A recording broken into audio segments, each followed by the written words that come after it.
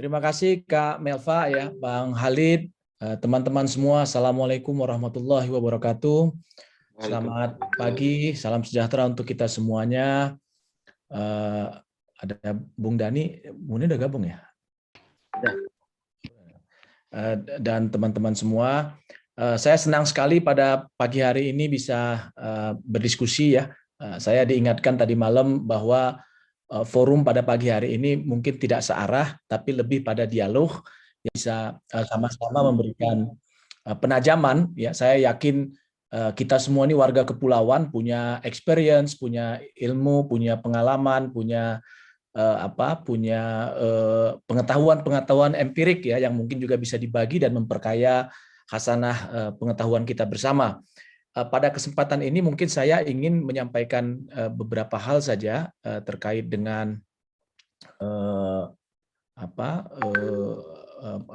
untuk mengawali diskusi. Saya bisa share ini ya, bisa share ya Mbak Kak Melva, bisa share saya ya?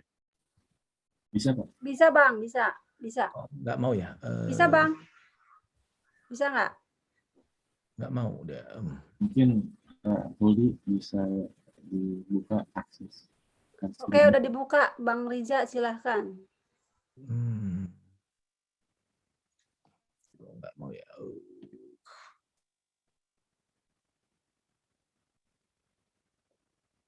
Belum mau ya? Sudah dibuka akses, kok. Bang. Silakan. Saya kirim aja ya ke Huldi ya, saya kirim atau ke. Sekarang sudah bisa Bang, coba lagi Bang. Oh, coba lagi.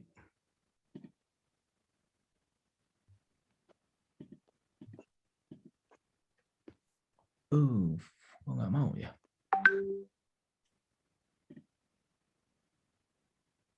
Nggak mau tuh. Oke Bang, bisa harusnya sih bisa. Bang Riza kan udah co-host. Sudah aku buka juga aksesnya. Oke, baru bisa nih. Oke. Bisa ya nih? Kesaji nggak ya? Proses. Keluar ya? Keluar nggak ya? Udah keluar Bang. Udah ya. Nah. Baik, terima kasih teman-teman. Nah, jadi saya mungkin akan mulai dengan ini ya, dengan satu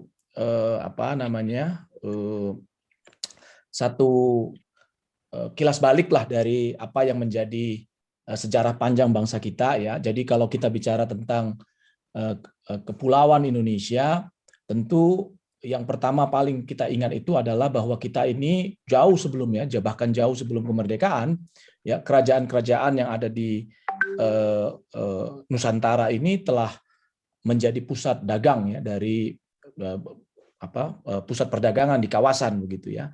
Jadi dan jalur laut itu menjadi utama bagi kita dalam kaitannya dengan melakukan perdagangan gitu.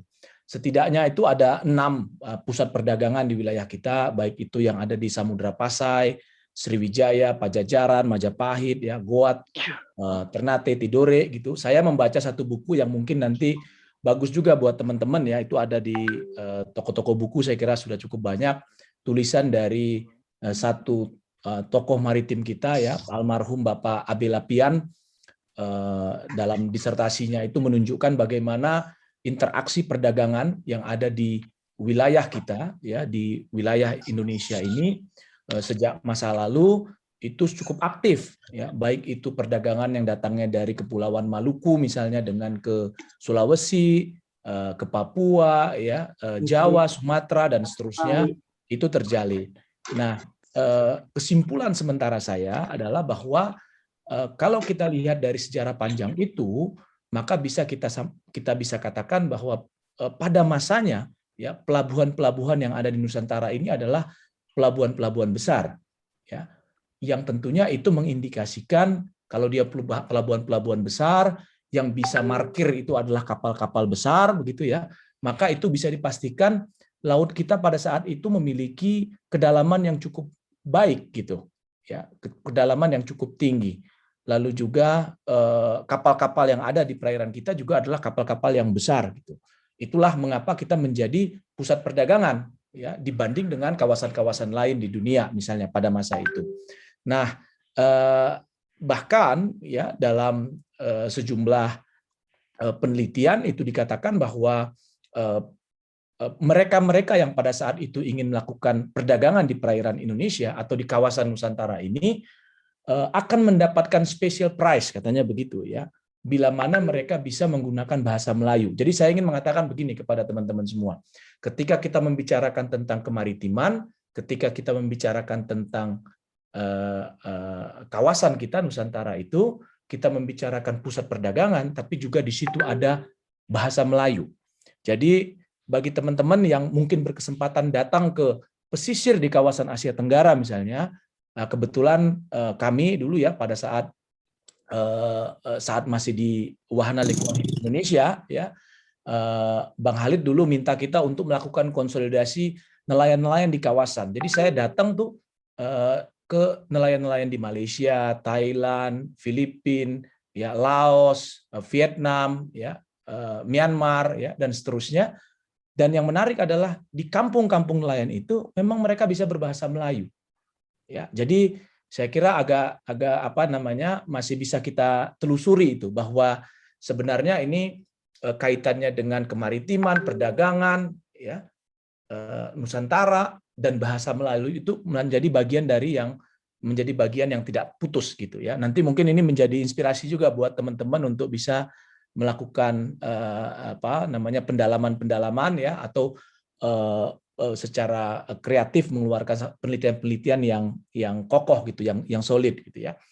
Nah, berikutnya ini ada beberapa momentum penting yang saya kira tidak bisa kita lepaskan menjadi bagian dari sejarah panjang bangsa kita sampai hari ini kita menyebut bagian dari negara kepulauan itu. Yang pertama tentu Sumpah Palapa ya, yang jauh-jauh hari yang sudah punya tekad itu menyatukan Nusantara ya, meskipun pada saat itu tekadnya itu di bawah Majapahit ya, dalam kerangka untuk memperkuat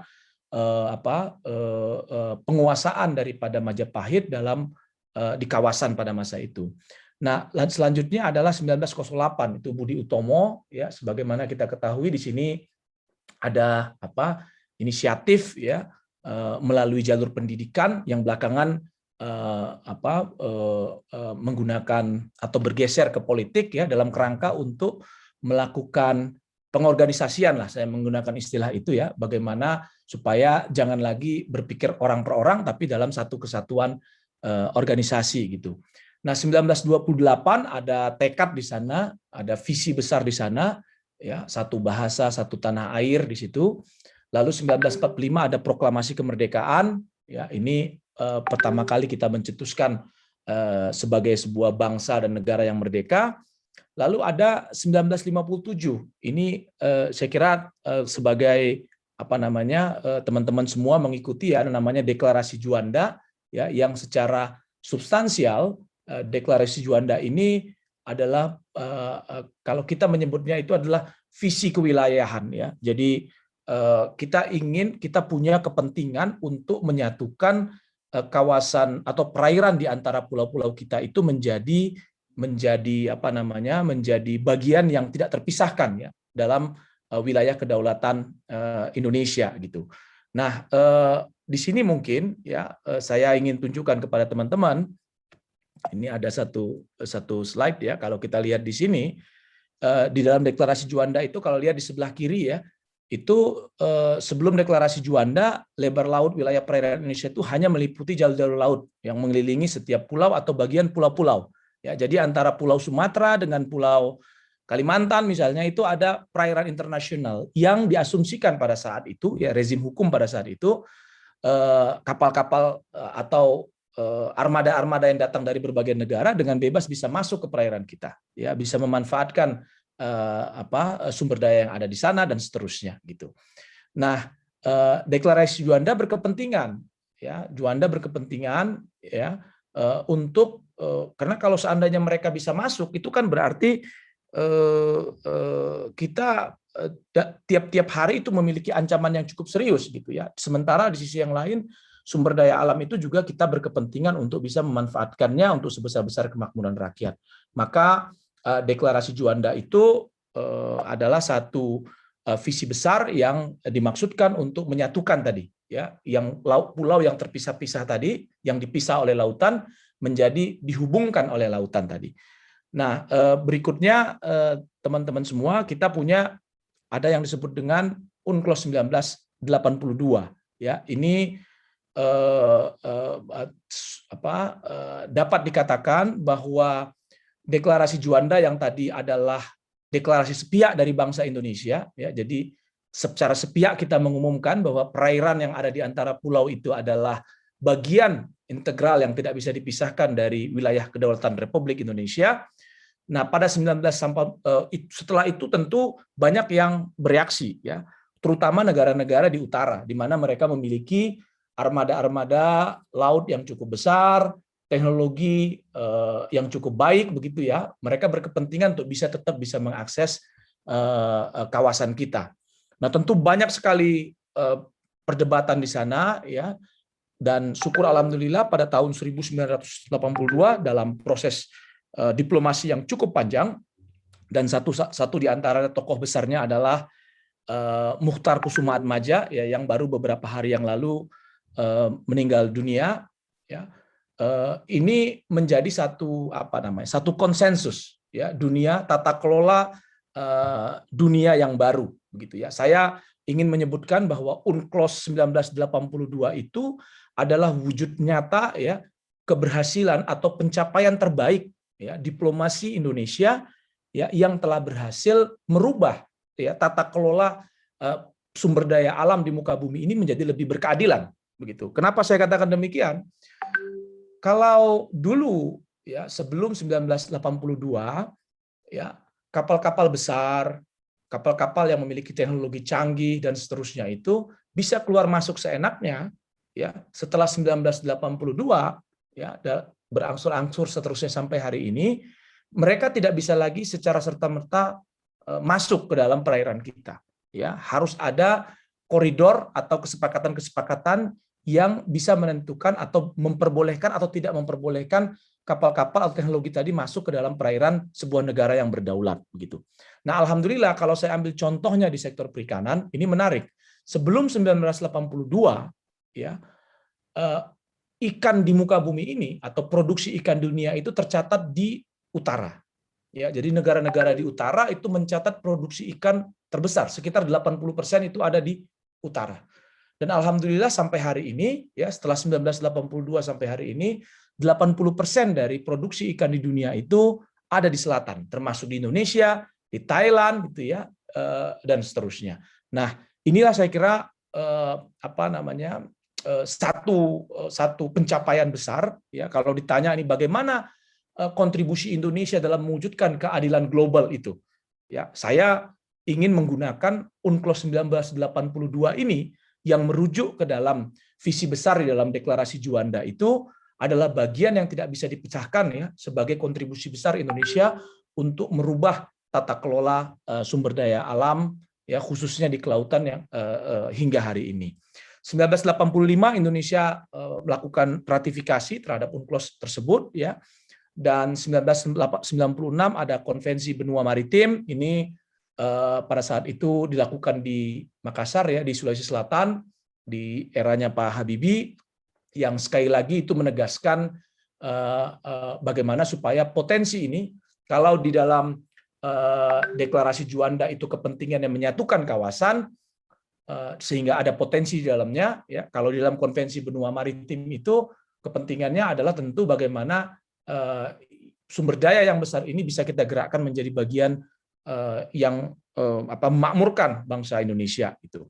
Tahun 2020, tahun 2000 ya, di era Gus Dur, Presiden Gus Dur, kita punya Departemen Eksplorasi Laut, ya. Ini ada visi kelembagaan di sini, ya. Disebut pada saat itu namanya Departemen Eksplorasi Laut. Saya pernah tanya juga dulu itu dengan Menteri pertamanya Pak Sarwono. Mungkin nanti Pak Sarwono kan juga menjadi bagian dari mentor kita, ya, dalam forum ini.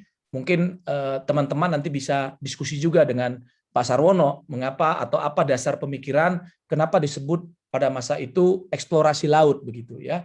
Karena ternyata hanya bagian kecil ya dari sumber daya kita atau pengetahuan kita terhadap laut itu yang sudah kita manfaatkan, ya. Bahkan ada yang mengilustrasikan lebih dari 90%-nya itu kita belum tahu atau belum menyentuhnya sama sekali. Nanti saya akan tunjukkan dalam paparan berikutnya. Nah, di tahun 2014 ada Poros Maritim Dunia, ya. Ini kalau saya ingin menyebutnya itu melakukan revitalisasi sebenarnya terhadap visi besar Indonesia, ya, di mana sentrum dari maritim di muka bumi ini, ya, saya kira Indonesia, ya. Kalau kita lihat misalnya, ini saya sajikan satu slide yang menarik dari kok nggak bergerak ya.